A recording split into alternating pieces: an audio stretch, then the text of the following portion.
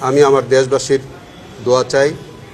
আজকের এই দিনে আমি আমার শ্রদ্ধেয় পিতামাতা, আমার স্ত্রী, আমি দেশবাসীর দোয়া চাই, আপনাদের সকলের দোয়া চাই, আমাদের মিডিয়া বন্ধুদের আন্তরিক সহযোগিতা আমি চাই। আপনারা সবসময় আমাকে সহযোগিতা করবেন। কোনো ত্রুটি বিচ্যুতি হলে সেটা আমাদেরকে ধরিয়ে দিবেন।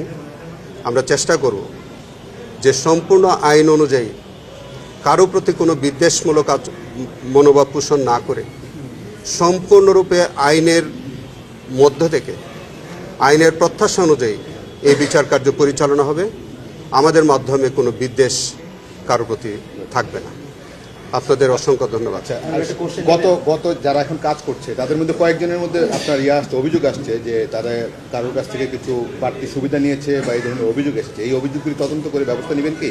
যেমন তামিমের নাম এসেছে, তার রুমে আমি মনে করি যে এই জাতীয় বিষয় যদি আজকে আমাকে না বলেন আমি মনে হয় ভালো হবে। আজকের দিনটা আমাকে একটু অব্যাহতি দেবেন, কারণ আজকে একেবারেই আমি আপনাদের মেহমান, প্রথম দিন।